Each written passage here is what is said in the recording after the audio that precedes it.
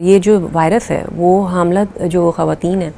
उनमें शदीद नौइयत की जो है वो बीमारी कर सकता है, ख़ास तौर पे उनमें, क्योंकि इसमें सफ़ेद खून के ज़रात गिर रहे होते हैं, जैसे कि हम डेंगू में भी देख रहे होते हैं। हामला ख़वातीन में कुछ तदाबीर इसलिए इम्पॉर्टेंट है क्योंकि उनमें रिस्क होता है कि वो बच्चे को भी जो है वो ट्रांसमिट कर सकते हैं इन्फेक्शन। इसमें कभी कभार जब पानी की कमी होती है तो हॉस्पिटलाइज़ करना पड़ता है ऐसी पेशेंट्स को। उनमें ब्लीडिंग का रिस्क बढ़ जाता है, उनमें प्रीमेच्योर डिलीवरीज जो होती हैं वो अर्ली हो सकती हैं।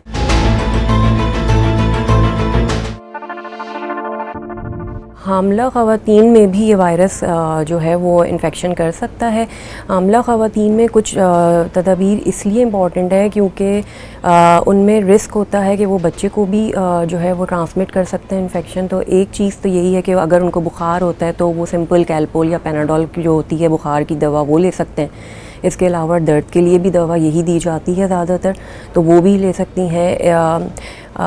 इसमें जैसे मैंने आपको कहा कि पानी का इस्तेमाल बहुत अच्छा रखना होता है और अपनी जो डॉक्टर हैं उनसे अर्ली रब्ता करें, ये इंपॉर्टेंट चीज़ है क्योंकि इसमें कभी कभार जब पानी की कमी होती है तो हॉस्पिटलाइज़ करना पड़ता है ऐसी पेशेंट्स को, और ताकि उनको ड्रिप लगाई जा सके। अच्छा, हामला ख़वातीन के लिए मैं ये कहना चाहूँगी कि वो अपनी जो गायनेकोलॉजिस्ट हैं उनसे फ़ौरी तौर पे रब्ता करें अगर उनको ऐसे सिम्टम्स जो हैं वो उभर के आएँ, जैसे कि बुखार 2 दिन से ज़्यादा रहे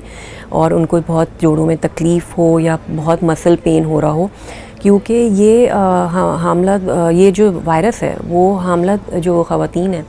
उनमें शदीद नौइयत की जो है वो बीमारी कर सकता है, ख़ास तौर पे उनमें, क्योंकि इसमें सफ़ेद खून के ज़रात गिर रहे होते हैं, जैसे कि हम डेंगू में भी देख रहे होते हैं। तो उनमें ब्लीडिंग का रिस्क बढ़ जाता है, उनमें प्रीमेच्योर डिलीवरीज जो होती हैं वो अर्ली हो सकती हैं।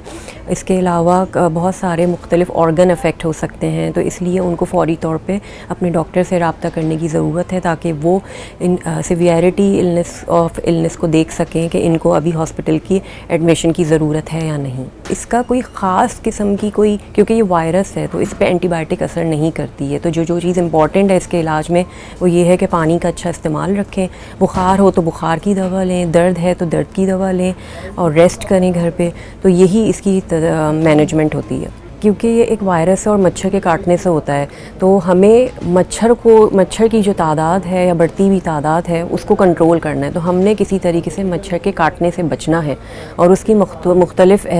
तदाबीर की जा सकती हैं। सबसे पहले तो इम्पॉर्टेंट बात यह है कि गवर्नमेंट काफ़ी काम कर रही है इस पर, जब से हमने केसेस देखे हैं कि चिकनगुनिया के बढ़ रहे हैं, डेंगू के भी हो रहे हैं, मलेरिया के भी, और जब मौसम की तब्दीली की वजह से ये चेंज आया है जिसमें इतने नंबर ऑफ़ केसेस बढ़ चुके हैं। इसके लिए जो एहतियाती तदबीर हैं वो ये हैं कि फ्यूमिगेशन जो है वो अपने इर्द गिर्द के इलाकों में होनी चाहिए, जो कि गवर्नमेंट मुख्तलिफ़ इलाकों में तो कर ही रही है, महकमा सिंध हेल्थ डिपार्टमेंट। और हमें इंडिविजुअली तौर पे ये करना चाहिए कि हम अपने घर की भी फ्यूमिगेशन कराएं, ख़ास तौर पे कहीं पे भी अगर ठहरा हुआ पानी रखा हुआ है किसी बर्तन में, किसी बकेट में, उसको हम फ़ौरी डिस्कार्ड कर दें। दूसरा ये, ताकि ये इन्हीं पानी में जो है वो मच्छर की तादाद बढ़ती है और ये जो मच्छर है वो इन पानी में अंडे दे देता है, उससे लार्वा बनते हैं और फिर 1 हफ़्ते के अंदर अंदर ये मच्छर जो है वो लार्वा अडल्ट फॉर्म में ट्रांसफॉर्म हो जाते हैं। तो इसलिए कहीं पे भी पानी को कहीं पे भी ठहरा हुआ नहीं रखना चाहिए। ख़ास तौर पे अगर आपने किसी अपने वॉशरूम में बकेट में रखा हुआ है, एसी कूलर्स के अक्सर जो होते हैं पानी गिर रहा होता है और बकेट में रखा हुआ होता है, तो और दूसरा इवन कभी कभार लोग जो है वो वाटर डिस्पेंसर्स होते हैं उसमें पानी का एक कॉलम होता है, तो उसको वक्त पे जो है अगर ख़ाली करें तो सबसे बेहतर है। इसके अलावा मैं आपको बताना चाहूँगी कि कुछ इम्पॉर्टेंट चीज़ें हैं जो ख़याल रखें लोग, वो ये कि जब भी बाहर निकलें, क्योंकि ये मच्छर ना अक्सर काटता है जब बहुत अर्ली मॉर्निंग हो, सुबह के वक्त, या फिर लेट आफ्टरनून में, यानी कि अर्ली इवनिंग आवर्स में। तो उस दौरान अगर घर से बाहर निकल रहे हैं, चाहे वो बच्चे हों चाहे वो बड़े हों, तो वो प्रोटेक्टिव क्लोथिंग्स यानी कि लॉन्ग स्लीव्स पहने, अपने आप को प्रोटेक्ट रखें कवर से, थोड़ा सा थिक मटेरियल, क्योंकि अगर बहुत कम थिन सा मटेरियल पहना हुआ होगा क्लोथिंग का तो वो काट सकता है, और अपने आप को कवर्ड रखें जब इन वक्तों में बाहर निकलें घर से। और इसके साथ मॉस्किटो रेपेलेंट्स लगा के आप बाहर निकलें तो बहुत सारे ऐसे आते हैं जो स्किन पे आप सेफली लगा सकते हैं, जो बच्चों और बड़ों दोनों के लिए सेफ़ है। ये वायरस जब चिकन ट्रांसमिट करता है और पेशेंट में चिकनगुनिया होता है तो घर में क्या तदबीर लेनी चाहिए या फ़ौरी तौर पे क्या इलाज करना चाहिए हॉस्पिटल या डॉक्टर को दिखाने से पहले, तो आप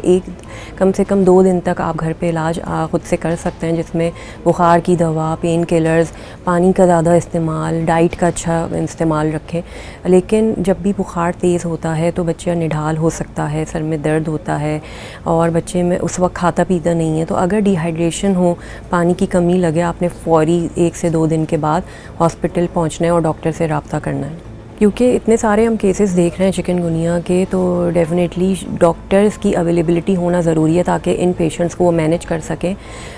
हर जगह डॉक्टर की मिकदार लिमिटेड है, ख़ास तौर पे पब्लिक सेक्टर हॉस्पिटल्स में। प्राइवेट इंस्टीट्यूट में भी अवेलेबिलिटी है, तो उनकी टाइम शिफ्ट्स उस तरीके से की जाती हैं कि जो है अगर बर्डन ऑफ पेशेंट ज़्यादा है तो उस हिसाब से डॉक्टर की वहाँ पे शिफ्ट जो है वो असाइन की जाए। तो ये डिपेंड करता है आपके पास कितनी रिसोर्सेज हैं, हॉस्पिटल में कितने डॉक्टर्स अवेलेबल हैं और कितनी जगह जो है वो मौजूद है हॉस्पिटल में।